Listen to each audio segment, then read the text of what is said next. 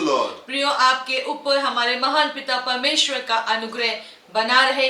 और आज हम वचन से देखेंगे निर्गमन की पुस्तक उसका 3 अध्याय उसके 3 पद से लेके 6 पद तक। जी। तब मूसा ने कहा, मैं इधर उधर जाकर इस बड़े आश्चर्य कर्म को देखूंगा कि वो झाड़ी क्यों नहीं जल जाती। जी। जब यहोवा ने देखा कि मूसा देखने को मुड़ा चला आता है, तब परमेश्वर ने झाड़ी के बीच से उसको पुकारा, हे मूसा, हे मूसा। मूसा ने कहा, क्या आज्ञा? उसने कहा, इधर पास मत आ और अपने पांवों से जूतियों को उतार दे, क्योंकि जिस स्थान पर तू खड़ा है वो पवित्र भूमि है। फिर उसने कहा, मैं तेरे पिता का परमेश्वर और अब्राहम का परमेश्वर, इसहाक का परमेश्वर और याकूब का परमेश्वर हूँ। तब मूसा ने, जो परमेश्वर की ओर देखने से डरता था, अपना मुंह ढांप लिया। अपना मुंह ढांप लिया।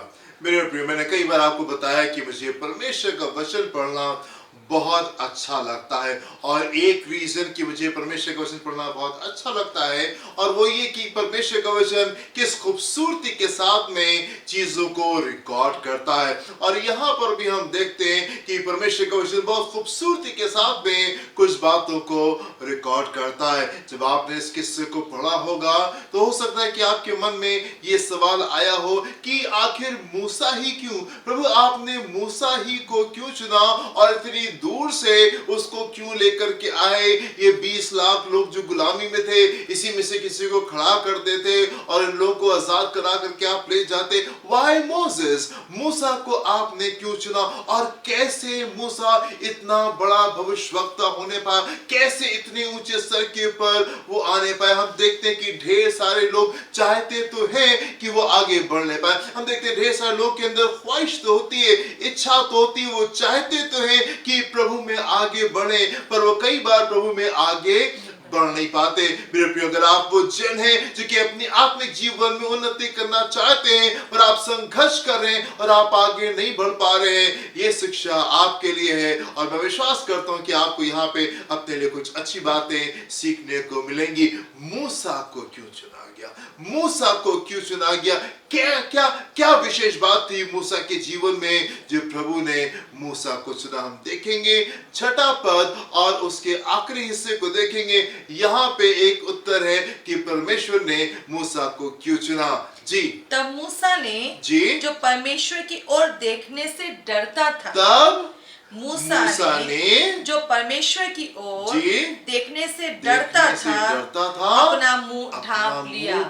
परमेश्वर को दर्शन दिया और परमेश्वर से कहा कि मैं तुम्हारे पितरों का परमेश्वर हूँ, मैं अब्राहम का परमेश्वर हूँ, मैं इसहाक का परमेश्वर हूँ और मैं याकूब का परमेश्वर हूँ। तब मूसा, जो कि परमेश्वर की ओर देखने से डरता था, उसने अपना मुंह ढांप लिया। उसने अपना मुंह ढांप लिया। मेरे प्रियो, ये मुलाकात जो है, ये पहली बार मूसा की मुलाकात परमेश्वर से हो रही है। मूसा जो है तकरीबन 80 साल की उम्र के हैं, और ऐसा नहीं था कि मूसा का जो जीवन था वो बड़ा खूबसूरत और बहुत अच्छा बीता था और मूसा के पास में कोई शिकायत करने के लिए नहीं था, मूसा के पास में कोई कंप्लेन नहीं थी, मूसा के पास में कोई ऐसी बात नहीं थी जो मूसा के, प्रभु ये वाली बात यहाँ पे ऐसी और वो वाली बात वहां पे वैसी। ढेर सारे अप्स एंड डाउन्स मूसा के जीवन में थे, ढेर सारे उतार चढ़ाव मूसा के जीवन में आए थे, और मूसा के पास में भी उसकी अपनी लिस्ट ऑफ कंप्लेंट्स हो सकती थी, उसके पास में अपनी शिकायतों की लिस्ट हो सकती थी परमेश्वर के लिए। पर हम देखते हैं कि जब मूसा परमेश्वर से मुलाकात कर रहा है, जब मूसा परमेश्वर से मुलाकात कर रहा है, पहली बार जब उसकी मुलाकात हो रही है, तो मूसा क्या कर रहा है? अपने मुंह को ढाके ले रहा है। नहीं, मैं परमेश्वर को देख नहीं सकता,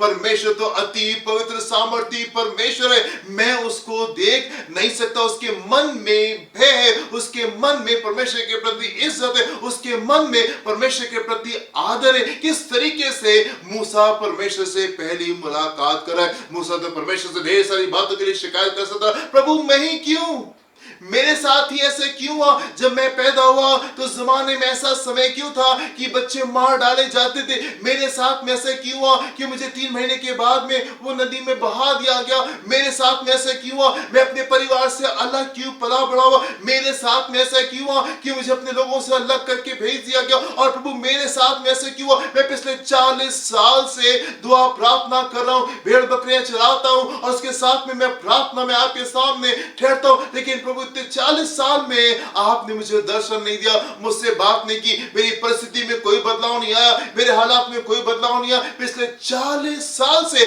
आप मेरे साथ में खामोश है, ऐसा क्यों? मूसा जो है परमेश्वर से नाराज नहीं हो रहा है, मूसा परमेश्वर के ऊपर गुस्सा नहीं कर रहा है, मूसा परमेश्वर को बुरा भला नहीं कर रहा है, मूसा जो है परमेश्वर के ऊपर बस उसने फायर करना शुरू नहीं कर दिया, प्रभु ये बात, प्रभु ये बात, प्रभु ये बात, प्रभु ये बात नहीं। हम देखते हैं मूसा एक डिफरेंट एटीट्यूड के साथ में परमेश्वर के सम्मुख निकल के आता है। हम देखते हैं मूसा एक बिल्कुल फर्क तरीके से परमेश्वर के सम्मुख निकल के आता है, और यहाँ पे ऐसा लिखा हुआ है कि वो डरता था। क्या लिखा हुआ है इस वर्ष में?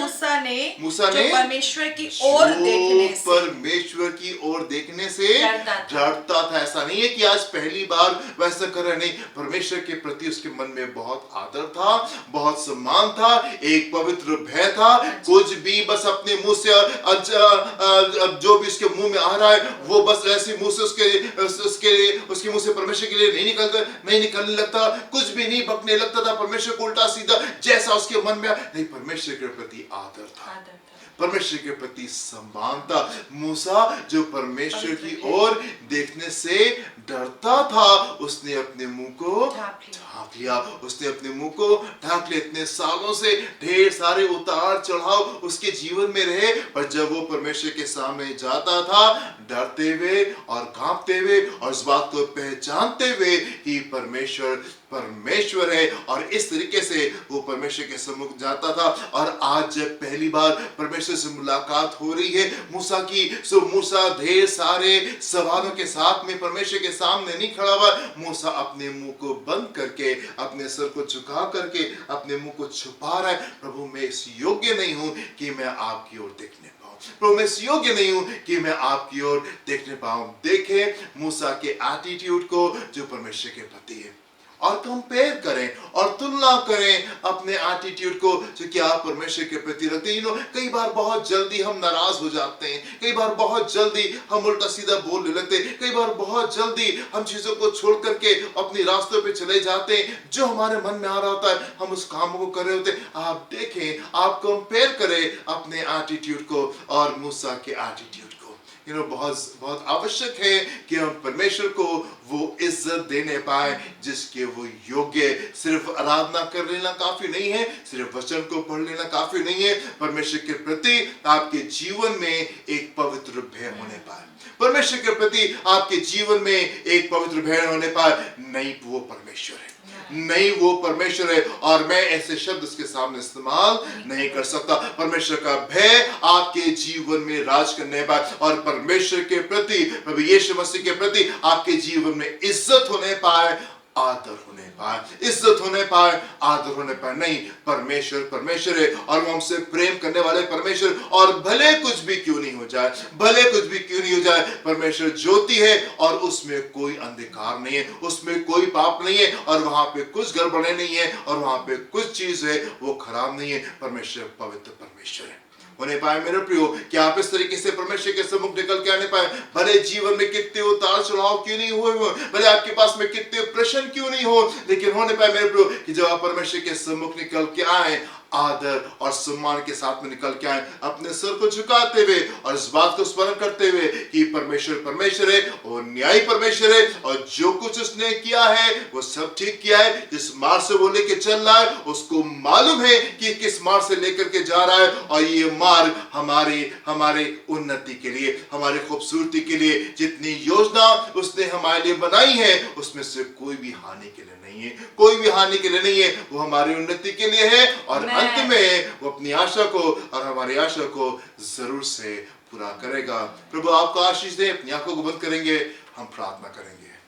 धन्यवाद करते हैं पिता परमेश्वर, हम आपकी स्तुति करते हैं प्रभु, क्योंकि आप हमारे भले परमेश्वर हैं और आपने कभी भी हमारे लिए हानि की कल्पना नहीं करी, कुशल ही की करी है। तो पिता उन तमाम उतार चढ़ावों के लिए, जीवन के प्रत्येक मोड़ों के लिए, अपने सारे लोगों के जीवन के लिए हम आपके धन्यवाद करते हैं, हम आपको धन्यवाद देते हैं प्रभु, और चाहते हैं पिता हम सबके हृदयों में जो आपके प्रति आदर भाव है, जो पवित्र भय है, जो प्रेम है, जो अधीनता है, वो नजर आने पाए। जैसे मूसा के अंदर से नजर आती थी प्रभु जी, हम सब के भी अंदर से पिता वो आपके प्रति इज्जत नजर आने पाए, ताकि पिता परमेश्वर जिस राह में आप हमको लेके चल रहे हैं, आप सरलता से लेके जा सके, आप हमें आसानी से उन आपकी जो सुंदर योजनाएं हैं, आप हमें वहां तक पहुंचाने पाए। हम आपके लिए कठिन ना बनने पाए प्रभु, परंतु जो सुंदर बातें हमारे मनों में आपके प्रति हैं, वो और उभर के आए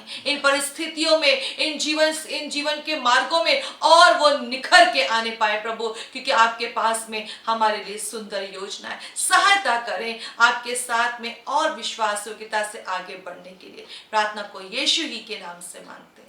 Amen. Amen. Amen. प्रभु आपको आशीष दे। God bless you. जय मसीह। जय मसीह की।